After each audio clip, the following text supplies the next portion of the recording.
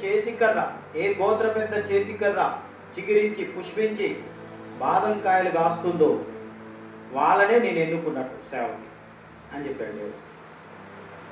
మరునాడు ఉదయాన్నే వచ్చి చూస్తే, మందిరం తలుపు తెరిచి వచ్చి చూస్తే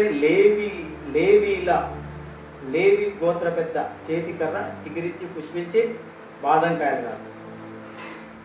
అప్పుడు దేవుడు లేవీలకు ఆ పరిచర్యను అప్పగించాడు. లేవీలకు ప్రత్యక్ష గుడారం, లేవి గోత్రికుడైన అహరోను ఇంటి వారికి మాత్రమే అతి పరిశుద్ధ స్థలం, సాక్ష్యపు గుడారం, ఆ గర్భగుడి సేవ ఇచ్చేది. ఈ లేవీలను రెప్పపాటు కూడా ఈ అతి పరిశుద్ధ స్థలాన్ని చూడని అన్నాడు దేవుడు. రెప్పపాటు కూడా. ఆమేన్, హల్లెలూయా. అలాంటి దేవుని మందిరం, అలాంటి ప్రార్థన సంబంధించి